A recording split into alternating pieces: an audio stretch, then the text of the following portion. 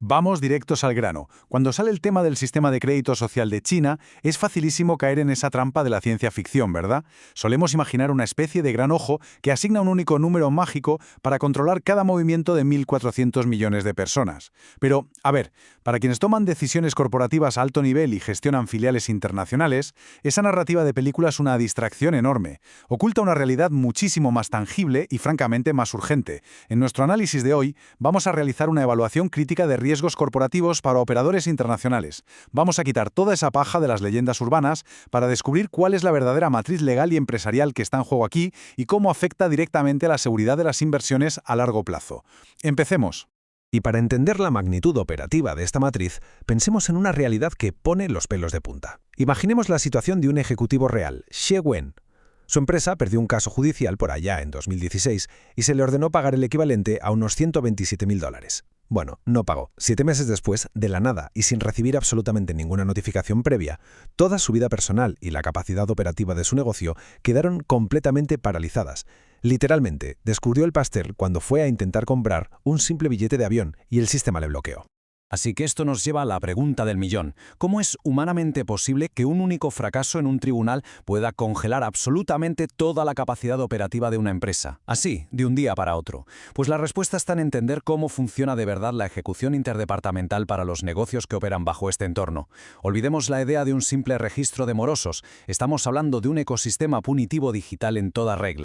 Para estructurar bien este análisis, esta será nuestra hoja de ruta. Primero, veremos los riesgos reales del sistema. Segundo, desglosaremos los 4 subsistemas clave. Tercero, hablaremos de la arbitrariedad en las listas negras. Cuarto, analizaremos el impacto de la estandarización de 2025. Y quinto, cerraremos con comparativas y una mirada al futuro. Vamos con el primer punto, los riesgos reales del sistema. Pasemos a diseccionar esa infraestructura digital que impulsa todo ese control. Lo verdaderamente fascinante aquí es cómo el núcleo del sistema, una plataforma conocida por sus siglas en inglés como NSICSP, lo unifica absolutamente todo. Repito, esto no es una sola cámara vigilando, es una red de datos colosal. La información fluye, y fluye sin la más mínima fricción, desde los tribunales y reguladores locales hasta los ministerios de aduanas, impuestos y medio ambiente. Todo converge en este único flujo interministerial central. Es como un cerebro gigante que no pierde detalle. 80.700 millones. Se dice pronto. Esa es la asombrosa escala de esta red. Para principios de 2025, esta plataforma alberga más de 80.700 millones de registros. Y ojo, esto abarca a unos 180 millones de empresas registradas. El mensaje que debemos sacar de aquí es cristalino. Intentar evadir esta infraestructura de cumplimiento normativo es, a efectos prácticos, totalmente imposible para cualquier entidad que ponga un pie en el país. Pasamos al segundo bloque de nuestra agenda. Los 4 subsistemas clave. Vamos a diseccionar esta inmensa matriz para acabar de una vez por todas con ese mito del puntaje ciudadano único. Porque la verdadera estructura del sistema es esta. No es un bloque monolítico. Son 4 pilares muy distintos que operan en paralelo. Tenemos, por un lado, las listas negros judiciales, que francamente son las que tienen más dientes. Luego está el crédito financiero del Banco Central, que nos sonará bastante porque es muy parecido a lo que tenemos en Occidente. Después el crédito corporativo, que es el más sofisticado. Y por último, los pilotos locales. Y aquí hay que hacer una aclaración fundamental. Herramientas privadas como el famoso Sesame Credit de Alibaba no pintan nada en el sistema estatal de control. Son simples programas de fidelización comercial. Punto. De hecho, el propio Banco Central les denegó la licencia oficial en su día. Pero atención aquí. Para cualquier corporación internacional o sus filiales, el foco de riesgo absoluto está en el pilar del crédito corporativo. El sistema evalúa a las empresas basándose en un mecanismo que podríamos llamar de activación cruzada o efecto dominó. ¿Qué implica esto en el día a día? Pues que un simple error burocrático en aduanas, una pequeña penalización medioambiental o una sanción laboral puede desencadenar un bloqueo automático en el sistema tributario. O peor aún, la exclusión fulminante de cualquier licitación pública. Está todo tan interconectado que un fallo en un área te hunde en todas las demás. Tercer punto clave, la arbitrariedad en las listas negras. Porque claro, ¿qué pasa cuando a esta infraestructura digital tan perfecta le sumamos la enorme imprevisibilidad del factor humano? Pues pasa exactamente lo que ilustra el caso documentado del abogado Lee. Es una lección brutal sobre riesgo procesal.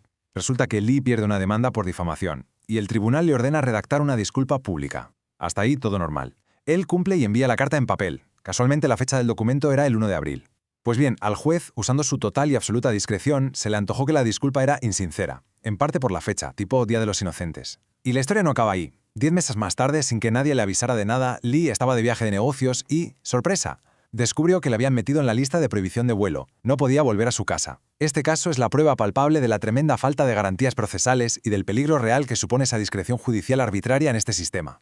Y es que acabar en la lista negra del Tribunal Supremo es directamente el fin del juego a nivel operativo.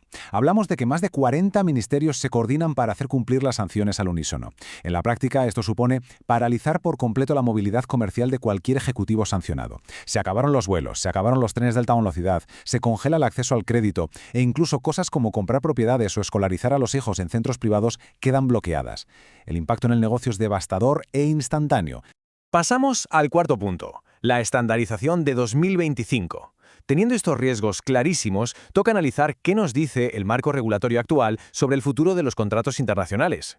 Fijaos en este movimiento clave. En marzo de 2025, el Gobierno central lanzó 23 nuevas directivas para estandarizar todo el sistema. El mensaje es innegable. Por un lado, están cerrando el grifo a esos controvertidos pilotos locales de puntuación ciudadana que tanto asustaban a la prensa occidental, pero por otro lado, el escrutinio sobre el cumplimiento normativo de las empresas se ha vuelto de hierro. Las filiales extranjeras quedan ahora explícitamente incluidas bajo este gigantesco paraguas de crédito corporativo. Esto exige cumplir con reglas sectoriales unificadas y una gobernanza de datos súper estricta que impacta el día a día de las operaciones. Ya no hay zonas grises para el capital extranjero. Eso sí, hay que contar toda la historia. El sistema castiga duro, pero también premia con la misma intensidad el cumplimiento normativo. Existe una lista roja, que es donde todo el mundo quiere estar. Las corporaciones con un historial intachable entran ahí y disfrutan de un trato VIP, muchísimas menos inspecciones regulatorias, condiciones de crédito notablemente superiores y acceso prioritario, o por la vía rápida, a los grandes contratos del Estado. Para ponerlo en perspectiva, gracias a estos historiales verificados, la plataforma ha facilitado ya el equivalente a 37 billones de yuanes en financiación para pymes que antes simplemente no existían para los bancos. Y llegamos al quinto y último bloque, comparativas y futuro. Para que este análisis corporativo sea completo, necesitamos dar un paso atrás y comparar todo esto con las reglas del juego que ya conocemos internacionalmente.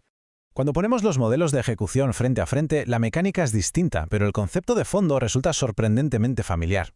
El modelo chino, como hemos visto, se apoya en listas negras interministeriales gestionadas y centralizadas por el Estado.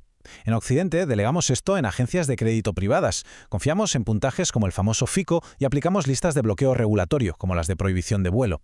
Evidentemente, el nivel de centralización estatal de China no tiene precedentes, pero la filosofía básica de usar tu historial de cumplimiento como peaje para acceder al mercado y a servicios financieros, bueno, eso es un concepto universal. Y esto nos deja con una reflexión final absolutamente vital. Al observar cómo evoluciona el panorama corporativo moderno, cabe plantearse lo siguiente.